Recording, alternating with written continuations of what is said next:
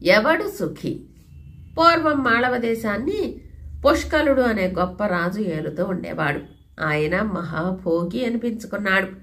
అందుచేత చుట్టూ చేరిన వాళ్లంతా, మీ ఐశ్వర్యం ముందు ఇంద్రుని ఐశ్వర్యం ఒక లెక్కలోనిది కాదు.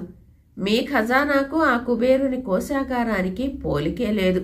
ఈ ప్రపంచంలో సుఖి ఎవరు అంటే పుష్కల మహారాజు గారని చెప్పి మరొకరిని చెప్పాలి అంటూ పొగిడి తమకు కావలసిన లాభాలు పొందుతూ ఉండేవారు.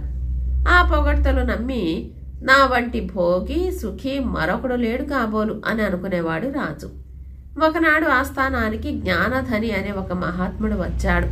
ఆయన గొప్పదనాన్ని గూర్చి పుష్కల మహారాజు ఇదివరలోనే విని ఉండటం వల్ల రావటంతోనే, మహాత్మా, మీ రాక వల్ల మా రాజ్యం పావనమయ్యింది అంటూ అర్ఘ్యపాద్యాదులు ఇచ్చి మర్యాద చేశాడు. పంచభక్ష్య పరమాన్నాలతోనూ విందు జరిపించాడు. ఆస్థాన గాయకులను రప్పించి కచేరీలు చేయించాడు. కవులను రప్పించి పద్యాలు చెప్పించాడు. నర్తకులను రప్పించి గొప్పగా నాట్య ప్రదర్శన ఏర్పరిచాడు. జ్ఞానధని అంతా చూస్తూ ఊరుకున్నాడు. అందరికి మళ్ళీ ఆయన కూడా తన వైభవాన్ని ప్రశంసిస్తాడనుకున్న పుష్కల మహారాజుకి ఆయన పెదవి కదపకుండా ఉండటంతో ఉత్సాహం కొంచెం తగ్గినట్టయింది.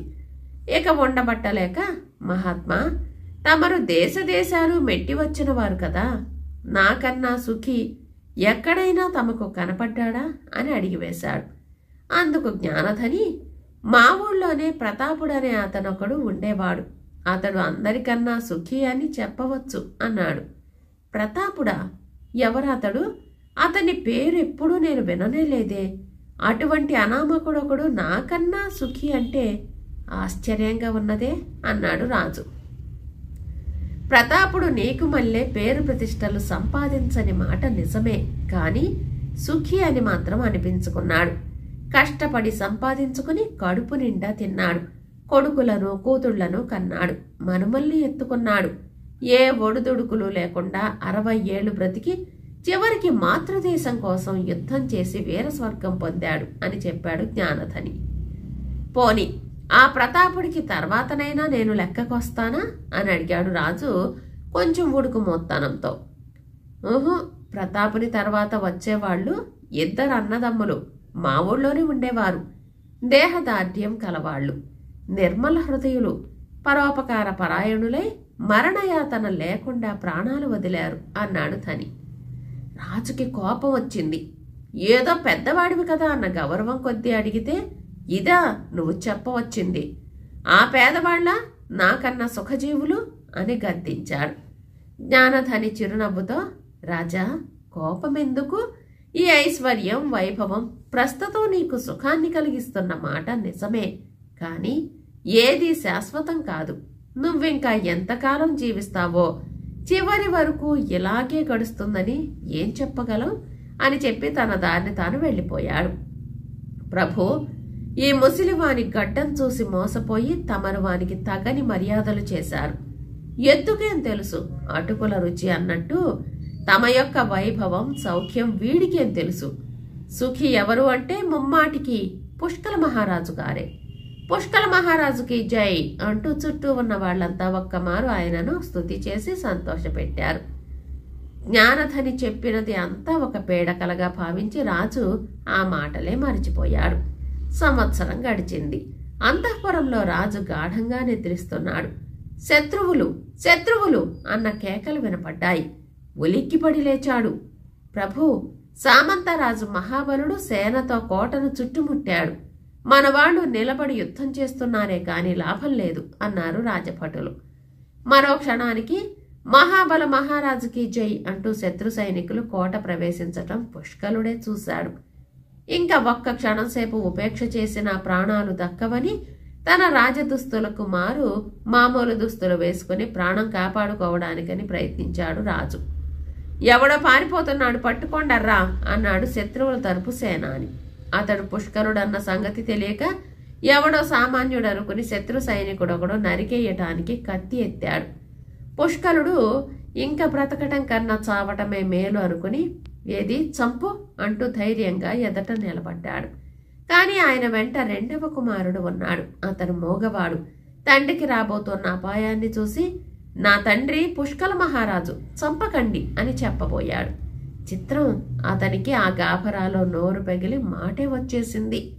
చంపడానికి కత్తి ఎత్తిన సైనికుడు ఆగిపోయి పుష్కలుణ్ణి బంధించి తీసుకుపోయి మహాబలుడి ముందు నిలబెట్టాడు. శత్రుశేషం ఉండరాదని చెప్పి మహాబలుడు కాల్చి చంపండి అని ఆజ్ఞాపించాడు. ఎండిన పుల్లలు తెచ్చి చితి పేర్చారు. చితి మధ్యన పుష్కలుణ్ణి నిలబెట్టారు. అంతా చూడటానికి వచ్చారు. వాళ్లలో పుష్కలుణ్ణి వెనక పొగిడిన వాళ్ళు కూడా చాలా మంది ఉన్నారు. పుష్కలుడు ఒక్కమారు చుట్టూ పరికించాడు. కోట, రాజనగరు, ఉద్యానవనాలు ఒక్కొక్కటే కనపడ్డాయి. ఇప్పుడు అవేవి నావి కావు. ఎంతలో ఎంత మార్పు! ఎంత బతికి ఎటువంటి దారుణ మరణానికి పాల్పడుతున్నాను. జ్ఞానధని చెప్పిన మాటలు అక్షరాల నిజం. ఏది శాశ్వతం కాదు. జీవితం ముగిసే వరకు సుఖి ఎవడో దుఃఖి ఎవడో నిర్ణయించటానికి వీల్లేదు. ఈ మాటలు బంగారు తునకలు అనుకుంటూ ఆయన కంట నీరు పెట్టుకున్నాడు. ఇంతలో చితికి నిప్పంటించారు. దుఃఖమాగక జ్ఞానధని జ్ఞానధని అని ఏడవసాగాడు రాజు. మహాబలుడికి ఇది వినపడి జ్ఞానధని ఎవరు అని అడిగాడు. అక్కడ ఉన్నవాళ్లు జరిగిన సంగతంతా విప్పి చెప్పారు. మహాబలుడు ఆలోచనలో పడ్డాడు. నిజమే, చూడగా ఎప్పటికీ ఎవడి స్థితి ఎలా మారుతుందో ఎవడు చెప్పగలడు. ఈ క్షణంలో గొప్పవాణ్ణి అనుకుంటూ ఉన్న నాకు ముందు ముందు ఏమి రాసిపెట్టి ఉందో. ఈ పుష్కలుని ప్రాణం తీయటానికి నేనెవరిని అనుకుని పశ్చాత్తాపం చెందాడు. వెంటనే మండుతున్న చితిని అర్పించి పుష్కలుని ప్రాణం నిలబెట్టాడు. అంతేకాదు, పుష్కలుణ్ణి ఎంతో మర్యాద చేసి అతనితో వైరం మానివేసి మాళవరాజ్యం మళ్లీ ఆయనకు ఇచ్చివేశాడు. కథ సమాప్తం. పెళ్లి కోసం. రావులపాలెంలో భద్రయ్య కరణాల పిల్లవాడు. వాడికి 14 ఏళ్ల వయస్సు. ఇంకా పెళ్లి కాలేదన్న తొందర వాడిని చిన్నతనంలోనే పీడించింది. వాడి పెద్దల్లి కుమారుడు కిష్టయ్యకి, మేనమామ కొడుకు భానోజీకి, మేనల్లుడు లక్ష్మీ నరసుకి ఎంత వైభవంగా పెళ్లిళ్లు జరిగినాయి. ఆ పెళ్లిళ్లకు వాడు తల్లితో వెళ్లటం, అక్కడి విందులు, పల్లకి ఊరేగింపులు, బంతులాటలు, దండాడింపులు వాణ్ణి ఆకర్షించటం, ఇవన్నీ చూడగా తనకి కూడా ఆ మహోత్సవం త్వరగా జరిగితే బాగుండును అనిపించింది. ఒకనాడు ఉండబట్టలేక వాడు వాళ్ళమ్మని, అమ్మా నాకు పెళ్లి చేయవా అని అడిగేశాడు కూడాను. ఇంతలో పక్కింటి సుభద్ర 8 ఏళ్ల పిల్ల అక్కడికి చక్కా వచ్చింది. భద్రయ్య తల్లి గోదారమ్మ, ఏమే సుభద్ర, మా భద్రయ్యని పెళ్లి చేసుకుంటావా అని మాట వరుసకు అడిగింది నవ్వుతూ. సుభద్ర శిశింద్రి లాంటి పిల్ల, నేను చేసుకోను అని వెంటనే సమాధానం చెప్పేసింది. ఏమే, ఎందుచేత చేసుకోవు అని అడిగింది గోదారమ్మ గారు. ఎందుకేమిటి, భద్రయ్య నల్లగా ఉన్నాడు, నాకు అక్కర్లేదు అనేసి తను వచ్చిన పనే మరిచిపోయి ఇంటికి తుర్రుమంది. భద్రానికి చాలా అవమానం అనిపించింది. నిజానికి వాడు నలుపే, అయితేనే ఉన్నమాట ఉంటే ఊరికెక్కువ కదా. కొన్నాళ్లకల్లా వాడు నరసాపురం వెళ్ళాడు. అది వాళ్ళ అక్క అత్తారి ఊరు. ఆ అక్క పేరు రమణమ్మ. రమణమ్మ మొగుడి పేరు భాస్కరం.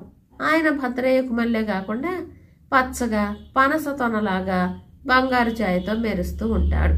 ఆ బంగారు ఛాయ చూసేసరికి భద్రయ్యకి ముచ్చట వేసింది. తనకి కూడా అటువంటి ఛాయ లేదన్న అసూయ కలిగింది. భాస్కరం భద్రయ్య కంటే చాలా పెద్ద కనుక వాడికి బావగారి వద్ద అట్టే చనువు లేదు. అయినా వాడు సమయం చూసి మెల్లిగా ఆయన దగ్గరకు చేరి, బావా నీకీ బంగారు ఛాయ ఎలా వచ్చింది అని అడిగాడు. భాస్కరం భలే కొంటె మనిషి. అందులోనూ అడిగినవాడు తనకు బావమరిదే గనుక వేళాకోళంగా ఇలా చెప్పడానికి ప్రారంభించాడు. ఛాయకేముందో ఈ భద్రం, నేను చిన్నప్పుడు నీకంటే కూడా నల్లగా ఉండేవాణ్ణి. అందుకే అందరూ నన్ను నల్ల నేరేడు పండు అని పిలిచేవారు కూడాను. నువ్విప్పుడు నన్ను అడిగినట్టే నేను ఒకప్పుడు మా మావయ్యను అడిగాను. మా మావయ్య మంచి ఎర్రగా ఉండేవాడులే, ఆయన ఆ కిటుకు కాస్త చెప్పేశాడు అంటూ అంతవరకు చెప్పి భాస్కరం పలక్కుండా ఊరుకున్నాడు. అప్పుడు భద్రం, ఏమిటి బావా ఆ కిటుకు అని ఆత్రంతో అడిగేసరికి భాస్కరం, విను, కానీ ఖర్చు లేనిది ఆ కిటుకు. ఎర్రగా కాలిన పండు ఇటుక పొడుంచేసి ఉంచుకుని రోజు స్నానం చేసేటప్పుడు ఆ పొడిని డొక్క పీచు మీద వేసి దానితో ఒళ్ళంతా శుభ్రంగా తోముకోవటం అంతే. ఒక్క 4 రోజులు ఇలా తోముకునేసరికి నలుపల్లా చామన ఛాయగా మారి తర్వాత పసుపు రంగు తేలి ఆఖరికి గులాబీ రేఖల కాంతి చక్కగా వస్తుంది అన్నాడు. అని భాస్కరం గారు భద్రం గ్లాసుతో గ్లాసుడు నీళ్లు తెచ్చిపెడుతూ అని వెనక్కి తిరిగి చూశాడు. తీరా చూస్తే అక్కడ మరి భద్రం కనిపిస్తేగా. భోజనాల వేళయింది. భద్రం ఇంకా రాలేదు. వాణ్ణి ఎక్కడికైనా పంపారా ఏమిటండి అంది రమణమ్మ. లేదు, ఊరు చూడ్డానికి వెళ్ళాడేమో, వాడే వస్తాడులే అంటూ భోజనం చేసి తొందరగా కచేరీకి వెళ్ళిపోయాడు భాస్కరం. తమ్ముడి కోసం ఎదురు చూసి చూసి ఎంతకు రాకపోవడం చేత కంగారు పడి వెతకడానికని పని మనిషిని పంపింది రమణమ్మ. ఆమె ఊరంతా తిరిగి తిరిగి ఆఖరికి చెరువుగట్టుకు వెళ్లి చూసేసరికి భద్రం పావంచాల మీద నిలబడి జబ్బ సత్తువంతా వినియోగించి ఇటుక పొడితో ఒళ్ళంతా తోముకుంటూ కనపడ్డాడు. అతన్ని చూసి ఆ పని మనిషి లోపల నవ్వుకుంది. బాబుగారు, మీకోసమని అక్కయ్య గారు కనిపెట్టుకుని ఉన్నారు, చప్పున రండి అని చెప్పేసి ఆమె వెళ్ళిపోయింది. మరో గంటకి కాని వాడు ఇంటికి చేరుకున్నాడు కాడు. ఏమిరా తమ్ముడు, పొద్దుననగా వెళ్ళిన వాడవు 1 గంట దాకా ఏం చేస్తున్నావు అంది రమణమ్మ. అప్పుడు భద్రం తనకు బావ చెప్పిన గోసాయి చిట్కా ఆమెకు మెల్లిగా తెలియచేయాలనే ఉద్దేశంతో సరైన సమాధానం చెప్పకుండా 2 మెతుకులు నోట్లో వేసుకుని డాబాపైకి చక్కపోయాడు. తన దేహ కాంతిలో రాబోయే మార్పు కోసం ఎదురు చూస్తూ వాడు అలా ఒంటరిగా డాబా మీద కూర్చునేసరికి చల్లటి గాలి వీచి ఒళ్ళంతా సలపటం మొదలెట్టింది. క్రమంగా సలుపు ఎక్కువై పులకరం తగిలినట్టే అక్కడే పరుపు మీద నడువాల్చాడు. ఈ సంగతి ఎవరూ గమనించనే లేదు. సాయంకాలం కచేరీ నుంచి భాస్కరం వచ్చి, ఏడి భద్రం, వాడిని షికారుకు తీసుకువెళ్దామనుకుంటున్నాను, అందుకోసమే పెందరాళి వచ్చా కూడా అన్నాడు. మళ్లీ వెతకడం ప్రారంభించారు. భార్యాభర్తలిద్దరూ డాబా మీదకు వెళ్లి కళ్ళు మూసుకు బాధపడుతున్న భద్రాన్ని చూసి, ఏం నాయనా పడుకున్నావు అన్నారు.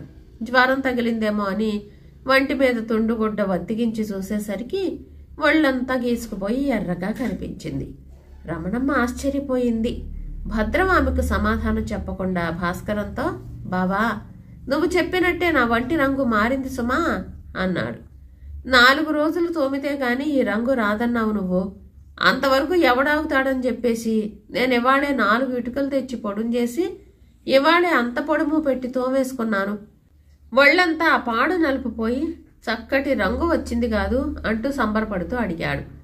భాస్కరం జాలిగా నవ్వాడు. అప్పుడు రమణమ్మ, ఏమిటండి ఇటుక పొడుమేమిటి అంది. అందుకు భాస్కరం, తర్వాత చెబుతా గాని ముందు కొబ్బరి నూనె సీసా పట్టుకొచ్చి వాడి వంటికి రాయి అన్నాడు నవ్వుతూ. ఈ చికిత్స 2 రోజులు చేసేసరికి భద్రం వంటి సలుపులు తగ్గాయి. కానీ ఎర్రబడ్డ ఒళ్ళు తిరిగి నల్లబడిపోవటం చూసి విచారించి తిరిగి ఆ గోసాయి చిట్కా ప్రయోగిద్దామని అనుకున్నాడు వాడు. ఈ మాట భాస్కరమే అడ్డుపడి, అది చిట్కా కాదోయ్, వేళకోళానికి చెప్పాను.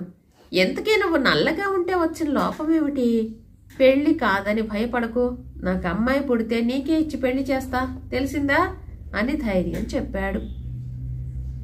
కథ సమాప్తం. లింగం స్టోర్సు. కోటిలింగం అనే ఆయన రాజమహేంద్రవరం వెళ్ళి అక్కడ ఒక పెద్ద దర్జీవాని వద్ద సమస్త జనులకు పనికి వచ్చే బట్టలన్నీ కొట్టడం నేర్చుకుని చక్కా వచ్చాడు.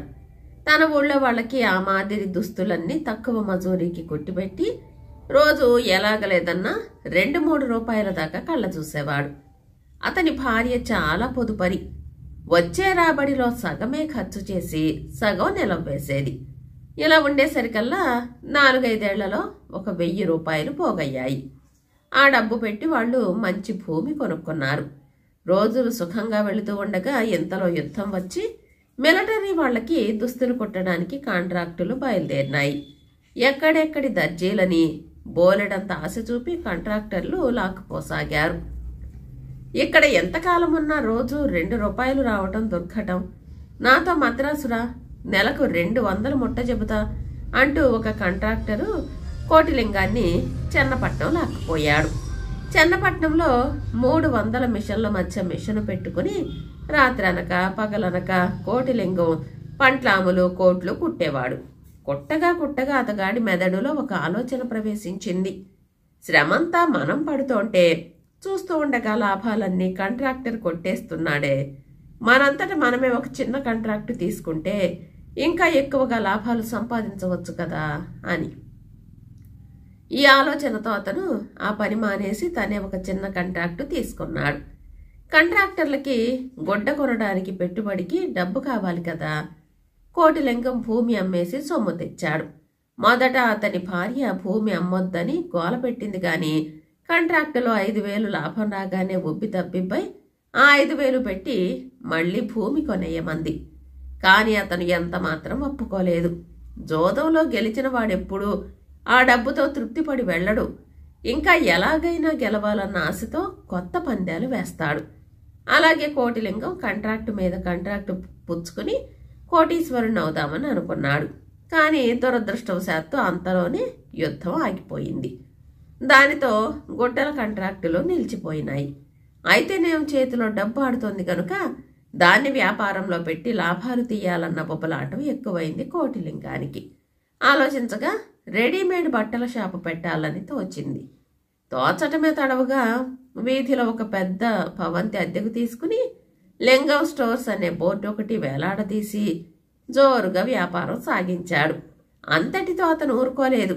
ఆ భవంతికి సమీపంలోనే ఒక సందులో మరొక ఇల్లు అద్దెకు తీసుకుని అక్కడ మిషన్ పెట్టించి రకరకాల దుస్తులు తయారు చేయించి అద్దాల బీరువాల్లో పెట్టి అమ్మేవాడు. వ్యాపారం బాగానే సాగింది. కొన్నాళ్ల పాటు ఉన్నట్టుండి గొడ్డ వెల సగానికి సగం పడిపోయింది. కోటిలింగం ఎక్కువ ధరకి గొడ్డ కొన్నాడాయే. కుట్టు కూలి, కొట్టు అద్దె తన లాభం చేర్చి చీటీలపై ధరలు వేసి దుస్తులకు వేలాడగట్టి అమ్మ చూపేసరికి కొనటానికి వచ్చిన వాళ్ళు ఈ ధరలు పెడితే 1కి 2 స్వరూపాలు వస్తాయే అని పెదవి విరిచి మళ్ళీపోయేవారు. అతనికి అమ్మడిపోయే దారి కనపడలేదు. పనివాళ్ల జీతాలు అవి అప్పు చేసి ఇవ్వవలసి వచ్చింది. నష్టం రాకుండా బయటపడటం ఎలాగా అని కోటిలింగం శతవిధాలు ఆలోచించాడు. స్వరాజ్యం రాకపూర్వం మద్రాసులో గుమస్తాలు కూడా సూట్లు వేసేవారు. స్వరాజ్యం వచ్చాక ఉద్యోగులు కూడా కొందరు సూట్లు మానేశారు. అందుచేత ఆ లింగం స్టోర్సులో తక్కిన అన్నిటికన్నా సూట్లు మాత్రమే ఎక్కువగా మిగిలిపోయాయి. ఈ సంగతి ఆలోచించి కోటిలింగం ఏం చేశాడంటే 7 సూట్లు చొప్పున బంగీలు కట్టి కాకినాడ, విశాఖపట్నం, బందరు మొదలైన పట్టణాలలో పెద్ద ఉద్యోగస్తులందరికీ పంపడం. లోపల బిల్లులో 6 సూట్లకే ధర వేయడం.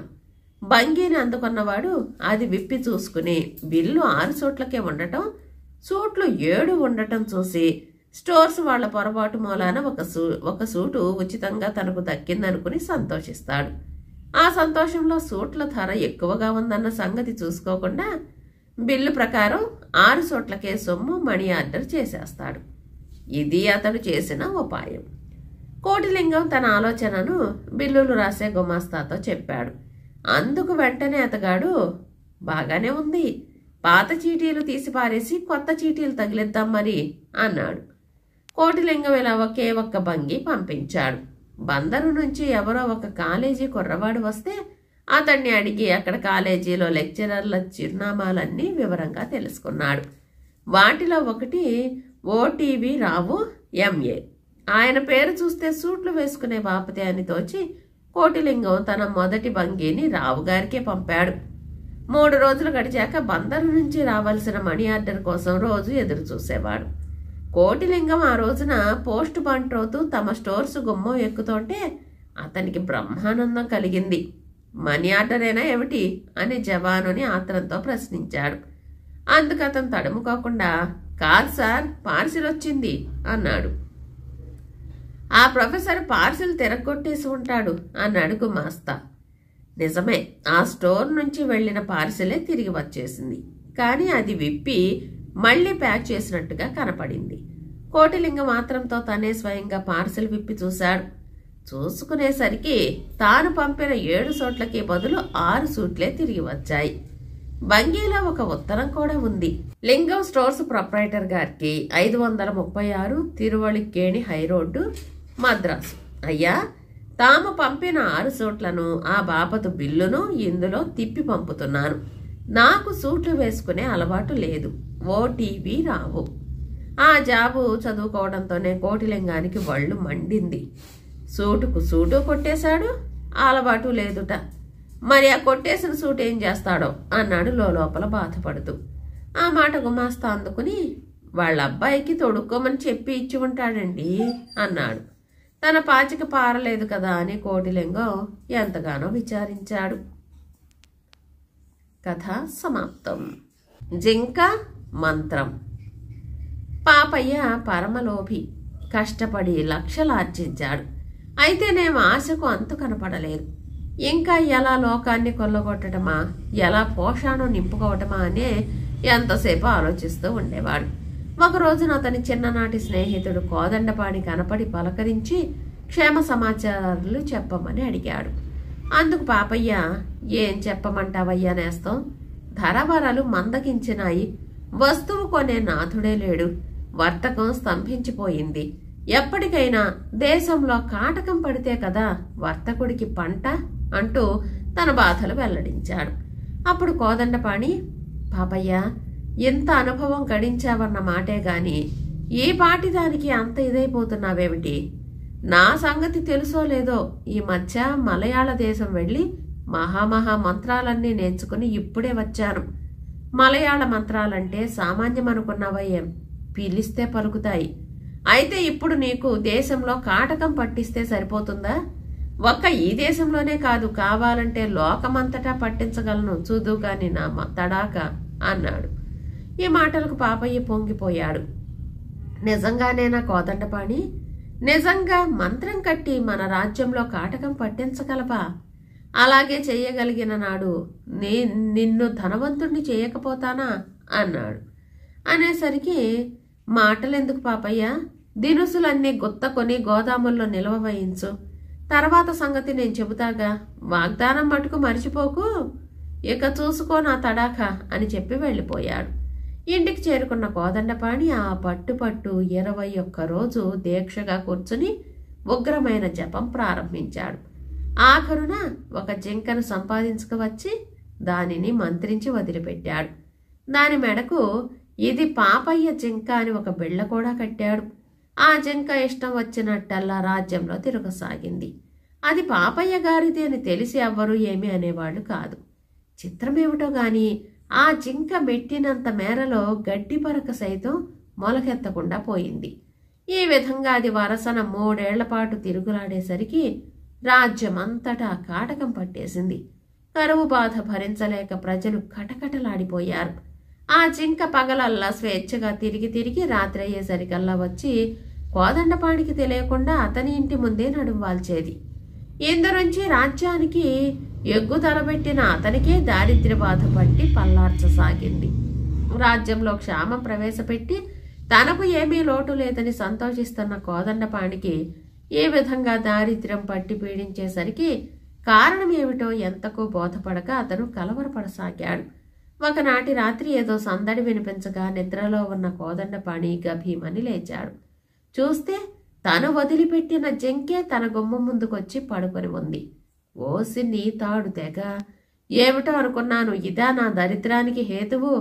ఇలా ఎన్నాళ్ళాయ వచ్చి పడుకుంటున్నావు పడవ అంటూ కోపం కొద్దీ మూలనున్న శాపాటి కర్ర తీసుకుని దబదబా దాన్ని బాదాడు. అడిలిపోయి ఆ జింక పరుగు పుచ్చుకుంది. నాటి నుంచి అది తిరిగి అతని కంటపడనే లేదు. ఇదిలా ఉండగా అక్కడ ప్రజలు ప్రాణాలు నిలపటానికని చేసే ప్రయత్నాలలో రాజుగారి ఖజానా అంతా ఖాళీ అయిపోయింది. నిలవలో దమ్మిడి కూడా లేదు. ఎటువంటి రాబడికి ఆస్కారమూ లేదు. ఈ స్థితిలో రాజుకేమీ పాలుపోయింది కాదు. ఇక ఇది పని కాదని చెప్పి రాజు మంత్రి రాత్రిపూటల మారువేషాలతో తిరుగుతూ ప్రజల కష్టనిష్ఠూరాలు తెలుసుకోవడానికి పూనుకున్నారు. ఈ పరిస్థితిలో మంత్రాలు నేర్చిన ఆ కోదండపాణి పాపం మంచం పట్టాడు. ఇందుకు కారణం ఏమిటంటే పాపయ్య మాటలు నమ్మి తన యావచ్చక్తి ధారపోసి కొత్తగా నేర్చుకువచ్చిన మంత్ర విద్యలన్నీ ప్రయోగించి ఆ జింకను వదిలిపెట్టాడు. నిజానికి ఇటువంటి గొప్ప విద్యలు ఏ మహారాజు వద్దనో చక్రవర్తి దగ్గరనో ప్రదర్శించి ప్రజ్ఞకు తగిన బహుమానం పొందవలసింది. అలాంటిది ఇప్పుడు ఇలా కక్కుర్తి పడటం వల్ల ఎన్నో చిక్కులు వచ్చి మెడకు చుట్టుకున్నాయి. తన వల్ల క్షామం కలిగిందనే విషయం బయలుపడితే శిక్ష తప్పదు. అవతల పాపయ్యే స్థానన్న ధనం వచ్చే మార్గం లేదు. ఇంతకు అకారణంగా రాజ్యంలో ప్రజల ఘోషకంతటికీ తను కారకుడయ్యాడు. ఈ అన్నిటి వల్ల అతని మనసు వికలమై మంచం పట్టవలసి వచ్చింది. ఇక తన రోజులు దగ్గర పడ్డాయని నిశ్చయంతోచి భార్యతోటి ఒకనాడు చెప్పాడు. దేశంలో పట్టిన ఈ క్షామానికంతటికీ కారణం నేను. డబ్బుకు ఆశపడి నేను ఈ పాడు పని చేశాను. నా ప్రజ్ఞ అంతా వృధా అయిపోయింది. చివరకు దమ్మిడి ముట్టకుండా పోయింది. పైగా శిక్ష కాచుకొని ఉంది. చేతులారా చేసుకున్న దాని ప్రతిఫలమే నేనిప్పుడు అనుభవించేది. నువ్వొక పని చేయాలి. నేను మంత్రించి విడిచిన జింకను నీవెప్పుడైనా చూశావంటే దాని కొమ్ముకు రక్షరేకు, దాని లోపల ఒక చీటీ కనపడతాయి. ఆ చీటీ ఒక బావిలో పడవేస్తే వెంటనే వర్షం కురిసి కాటకం నిలిచిపోతుంది. ఉసూరుమంటున్న ప్రజలు సంతోషిస్తారు. అప్పుడు గాని నాకు మనశ్శాంతి కలగదు అని చెప్పి వలవల ఏడ్చాడు. ఈ మాటలన్నీ శ్రద్ధగా విన్నదామే.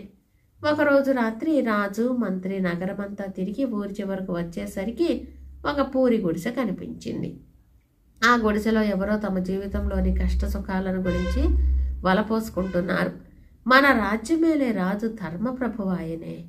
ప్రజలందరినీ కన్నబిడ్డల కంటే ఎక్కువగా చూసుకుంటున్నాడే. మరీ అకస్మాత్తుగా ఇప్పుడు ఈ కాటకం ఎందుకు పట్టినట్టు? పాపం పండితే గాని ప్రజలందరికీ ఒక్కమారుగా ఇటువంటి దారుణ బాధ సంభవిస్తుందా? మనం ఏం పాపం చేసుకున్నాం? దీనికి ఏనాటికైనా విరుగుడు ఉందా? మన కష్టాలు ఎప్పటికైనా గట్టెక్కే మార్గం ఉందా లేదా అనే మాటలు వినిపించినాయి. ఈ మాటలు వినేసరికి రాజు గుండె తల్లడిల్లిపోయింది. ఏమీ తోచక ఆయన నిశ్చేష్టుడై నిలబడిపోయాడు. ఆ సమయంలో అకస్మాత్తుగా రాజుకేదో చేతికి తగిలింది. ఏమిటా అని పట్టుకోబోయేసరికి చేతిలో ఏదో గాని చిక్కుకున్నట్టయింది. దానిని దీపం వెలుగున చూడగా అది ఒక రక్షరేకు. విడగొట్టి చూస్తే అందులో ఒక కాగితం. దానిలో ఇలా రాసి ఉంది: ఈ చీటీని ఊరి చివర బావిలో పడవేసినట్టయితే దేశానికి పట్టిన క్షామం నివారణ అవుతుంది అని. ఇది చూసి చూడటంతోనే రాజుకు పట్టరాని సంతోషము ఆశ్చర్యము కలిగినాయి. దగ్గరనే ఒక నూతి వద్దకు గబగబా వెళ్లి ఆ చీటి అందులో పడవేశాడు. వేసి వేయగానే దట్టంగా మేఘాలు కమ్ముకు వచ్చి శోణీపాతంగా వర్షం కురవసాగింది. ఇలా హోరుమని వర్షించేసరికి రాజు, రాజ్యంలోని ప్రజలు కూడా మితిలేని సంతోషం పొందారు. ఆ వర్షం నుండి తప్పుకొని కోటకు చేరుకోవడానికైనా రాజుకు మంత్రికి సావకాశం లేకపోయింది. వర్షంలో తడిసివారు చాలా అలసిపోయారు. అపరిమితమైన దాహం కూడా వేసింది. ఇక ఆగలేక తలుపు తట్టగా ఒక ఇల్లాలు యువతలికి వచ్చి చీకటిలో తిరుగులాడుతున్న బాటసారుల్ని ఆదరించి తనకున్న గంజి నీళ్లతో ఆప్యాయంగా వాళ్లకు ఆతిథ్యమిచ్చింది. వాళ్ళు సంతోషించి కృతజ్ఞత తెలిపి మళ్లీ తమ పని మీద తాము బయలుదేరారు. వర్షం కాస్త వెలియటంతోనే రాజు మంత్రి కోటకు చేరుకున్నారు. అంతలో గూఢచారులు వచ్చి, ప్రభు, ఊరి చివర రాత్రి 10-11 గంటలప్పుడు పాపం ఒక ఇల్లాలును భర్త చావగొడుతున్నాడు. బోలెడంత డబ్బు ఖర్చు పెట్టి దేశంలో కాటకం పట్టించడం కోసమని నేను జింకను వదిలిపెట్టిస్తే నీ మానాన నువ్వు దాన ధర్మాలు చేస్తావా? నువ్వు వాళ్ళెవళ్లకో గంజిపోయటం చేతనే ఇలా ఇప్పుడు వర్షం కురిసింది. వర్షం కురిస్తే కాటకం పోతుంది. కాటకం పోతే మనకు లాభాలేముంటాయి అంటూ తిట్టి కొట్టి ఆమెను హింసించాడండి అని చెప్పారు. ఈ మాటలు వినగానే రాజు మంత్రి ఆశ్చర్యపోయారు. భటులు చెప్పిన ఆ భర్త ఎవడో వాడిని పిలుచుకురమ్మని ఆజ్ఞాపించారు. వాళ్ళు తీసుకువచ్చారు. చూడగా అతనే పాపయ్య. తన బండారం బయటపడిపోయింది అని చెప్పి విచారణ జరగకముందే ఉన్నది ఉన్నట్టు జింక చరిత్ర అంతా వినికిడి చేసి ప్రభువు వారి పాదాల మీద పడ్డాడు పాపయ్య. రాజు ఉగ్రుడై స్వలాభం కోసమని ఇటువంటి దారుణపు పని తలపెట్టిన పాపయ్యకి ద్వీపాంతర శిక్ష విధించాడు. నిమిషంలో ఈ వార్త నగరమంతా అల్లుకుపోయింది. పాపయ్య చేసిన దురంతానికి ప్రజలందరూ ఆవేశపడి వాడిని ఏమి చేసినా పాపం లేదన్నారు. రాజు వేసిన శిక్ష చాలనే చాలదన్నారు. ప్రజలందరూ సంతోషిస్తూ ఉంటే ఒకే ఒక వ్యక్తి విచారపడింది. ఆ వ్యక్తే ఊరి చివరన ఉన్న ఇల్లాలు. ఉరకలేసుకుంటూ పోయి ఆమె రాజుకు మొక్కింది. ఆమెను చూడగా రాత్రిపూట తమను ఆదరించింది ఆ ఇల్లాలే అని గుర్తించి రాజు ఎంతో ఆప్యాయంతో ఆమెను ఆదరించాడు. ఇష్టం వచ్చిన బహుమతి కోరుకోమన్నాడు. అందుకు ఆమె పట్టరాని దుఃఖంతో, ప్రభు, మీరు శిక్షించిన ఆయనే నా భర్త. నా భర్తను రక్షించుకోవటం కంటే నాకు కావలసిందేమీ లేదు. క్షమించండి, దయవుంచండి అన్నది. ప్రభువు మనసు కరిగిపోయింది. ఆమెకు గల పతిభక్తికి పరోపకార దీక్షకు సంతోషించి రాజు ఆమెను భర్తతో సహా ఇంటికి పంపించి వేశాడు. అటు తర్వాత ప్రమాదకరమైన ఇటువంటి మంత్రాలు నేర్చిన కోదండపాణిని ఉన్నవాడిని ఉన్నట్టుగా పట్టి తెమ్మని ఆజ్ఞాపించాడు రాజు. గబగబా వెళ్లారు భటులు. అయితే వాళ్ళు వెళ్లేసరికి ఆ మలయాళ మంత్రగాడు తన గదిలో గుండె పగిలి చచ్చిపడి ఉన్నాడు. కథ సమాప్తం.